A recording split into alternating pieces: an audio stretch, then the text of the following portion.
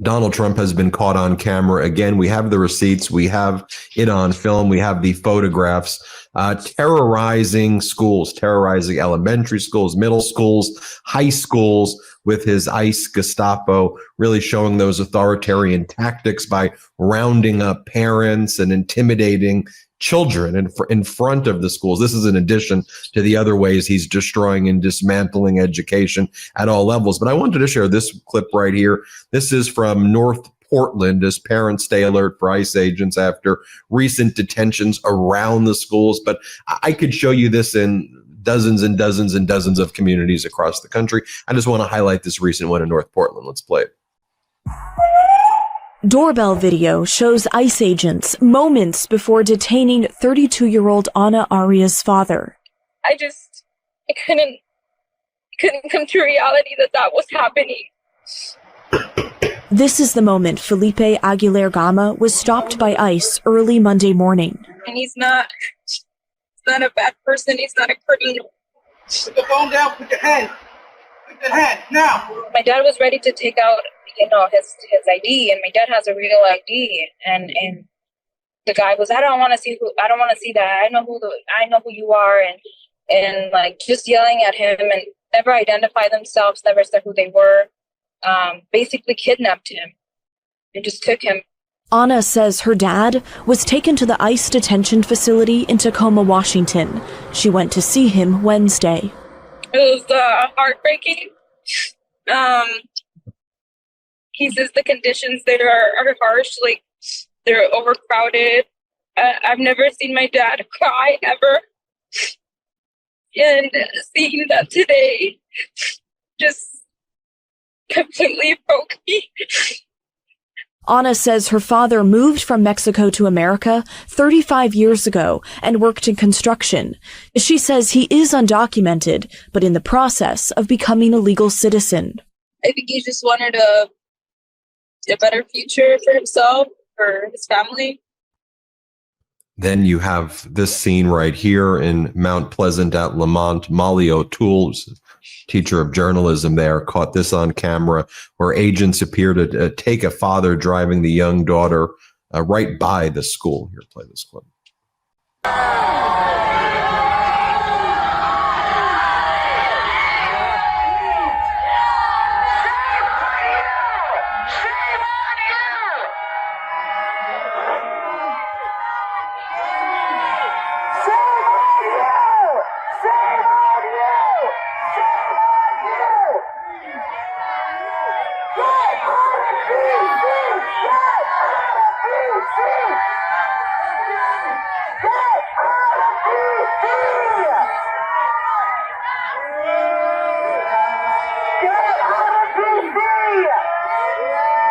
I want to bring in Randi Weingarten, the head of the American Federation of Teachers, the AFT. Randi came out with the new book, Why Fascists Fear Teachers, Public Education, and the Future of Democracy. I've got my copy here. And I mean, I think we're seeing it right there at all levels. Education is under attack. Let's just start by talking about what you're seeing across the country as ICE militarized, masked, going in front of schools, elementary schools, middle schools, high schools. And, you know, I mean, that's a very traumatic scene to start a school year off. So first off, Ben, thank you for having me on. And for those who celebrate the Jewish New Year, Happy New Year. What we are seeing around the country is the contrast between schools are supposed to be safe and welcoming places for kids. They are the center of community. They were, just like hospitals and churches, they were supposed to be exempt from any kind of ICE antics or taking or disappearing or arresting of people. And Donald Trump, first day he was in office, he basically yanked a rule that had been there for decades, saying these places are sensitive locations. Do not do this to kids. Do not do this to their parents, regardless of whether kids are immigrants or not immigrants. Think about what that means to young people if you yank a parent or yank a kid from in front of a school. And during schools, we have said we are going to protect our kids. We are in locus parentis, and we are going to demand a warrant before someone comes in with a mask to take our kids. And yes, this has gotten us a lot of hostility from the Trump administration, but our job is to protect our kids. Our job is to fight for our kids. Our job is to educate our kids. So this kind of action is really heinous to the way in which schools need to operate. And it is a warning sign of authoritarianism. It's actually democratic backsliding and a warning sign to authoritarianism. And what teachers do, and that's what I explain a lot in this book, is teachers are the antidote to this kind of democratic backsliding. They create that kind of safe and welcoming environment, that kind of pluralistic environment to say, please, we want to make sure your kids are safe and welcome in our schools. There's numerous examples you give throughout the book. I don't want to give the whole book away, where you just talk about, like, this shouldn't be a political thing at all. It's just a cruel and humane versus doing the right thing. And you talk about how Donald Trump has tried to kick over 1 million children off the free lunch program. Then you highlight a very specific instance in Salt Lake City. And what I like about the book is you go into, it's not just like you focus on the schools. Like, here's what happened to 40 elementary school students with unpaid lunch debt, had meals literally taken out of their hands and thrown in the trash. I mean, so what I want to sometimes avoid, what I try to avoid here on this network, is when we talk too much as journalists or reporters in the wonky sense about policy, we forget that, like, what this really meant was that there was young people who showed up, who are already being terrorized with all these things happening. They're hungry. They're literally starving children, as Donald Trump wants to do away also with annual hunger reports. The food is there, and the food is taken from their hands and thrown into a garbage rather than allow them to ingest the food. Because the problem is, the cruelty is the point. And I think what you just got to, Ben, is so important, because schools should not be political. I mean, we as school teachers, as working people, we have a right outside of schools to be political. But in a school, what we're trying to do is we're trying to make sure we teach kids critical thinking. We teach kids so that they can actually discern fact from fiction.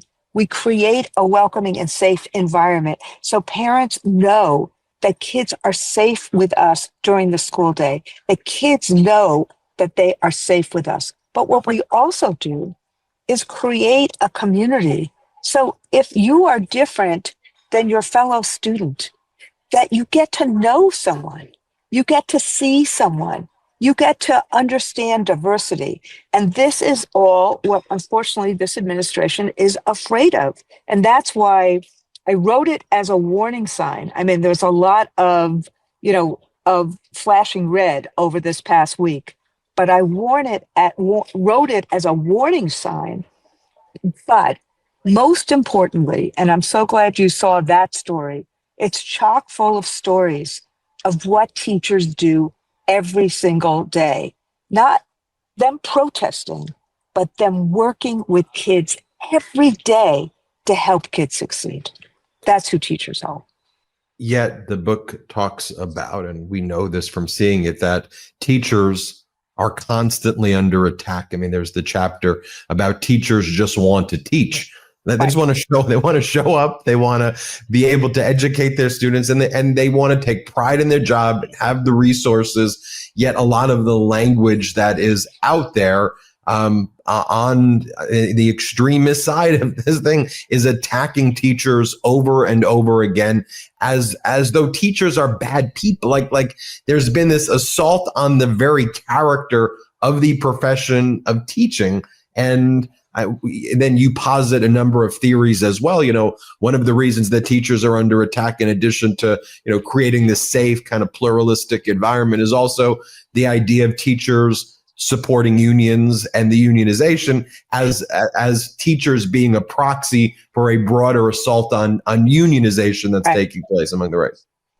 Look, one of the reasons I used Karen Lewis, who was the iconic leader from Chicago, was because she understood in her running for the presidency of the Chicago Teachers Union that if teachers have some power, and if they use that power on behalf of communities will succeed.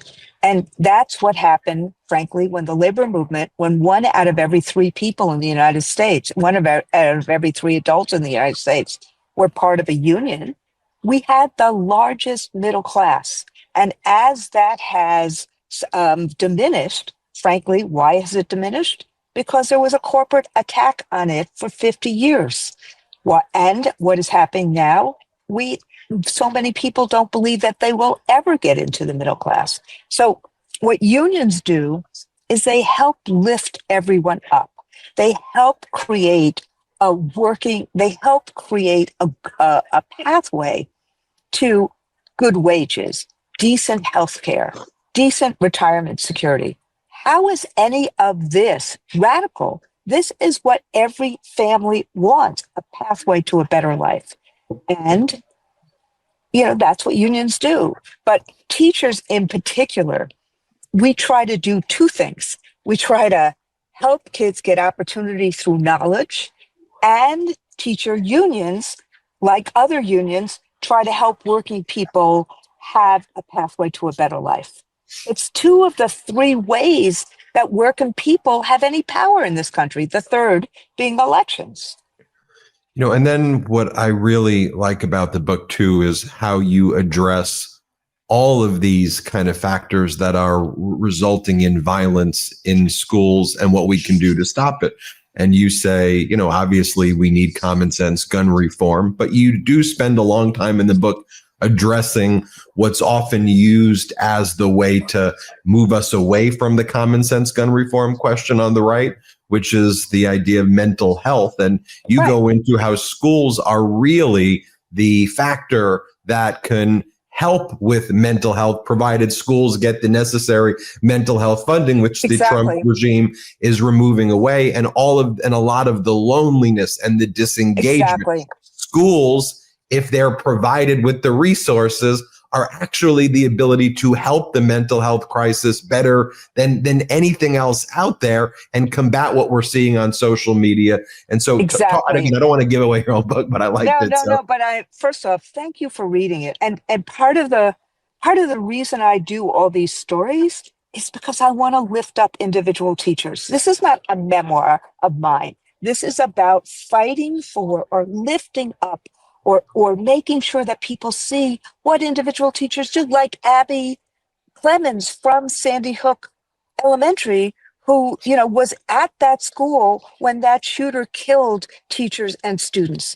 But this is the point I think you're making that I want to make as well, which is we've learned in the last few years that social media is really our competitor, because social media is creating such anger for kids, such loneliness for kids, and it's also reducing attention. So that's why all throughout this year, we're starting to see these cell phone bans. And in New York, for example, kids are saying, oh my God, I'm talking to my schoolmate, or I'm making friends in the hallway again. So we need to get to the issues that affect kids. That's what teachers do all the time. And they do it whether they're smeared, and they do it whether the Trump administration takes money from them. And they do it each and every day, because no one goes into teaching without wanting to make a difference in the lives of kids. So part of what I do, most of what I do here, is to actually be a love letter to the exchange between teachers and kids in terms of helping our kids succeed and our families succeed in life. And that comes down to teachers, a warning sign about what's happening, but a love letter, and a love letter as well to the founders. Yes, there's a lot of things the founders and the framers did that were not great, but they understood that education was the bulwark against tyranny. They understood it. They wanted it, and they fought for it. That's where America's competitors in the world see now a kind of gaping weakness based on what Trump's doing. So you can just even look at it from a hyper competitive angle. The first thing, whether it's Canada, Europe, China, you name it, are doing education, trying to improve their systems to show contrast to the US and improve everything that they're doing. So America, no matter how you view it, you know, education needs to really be a big focus. And I know with everything going on right now, sometimes, you know, we don't focus on it enough, but it's the anchor, I think, to everything. So everybody get a copy of your book, Why Fascists Fear Teachers by Randi Weingarten, president of the AFT, Public Education and the Future of Democracy. Thanks for joining us. Anything else you wanted to say before we go that we didn't touch on? I just want to one more time say, first off, thank you to you for raising these issues. And second, to say that teachers can be and will be the antidote to the chaos, the confusion, the cruelty. They want to do what we can to help our kids succeed, and helping our kids succeed means helping our society succeed. So there is hope in every single school teacher in America today. Thank you. Thank you, everybody. Hit subscribe. Let's get to 6 million subscribers. The truth is more important than ever. Check out our new Truth Over Lies collection at store.MeidasTouch.com. All 100% USA union made.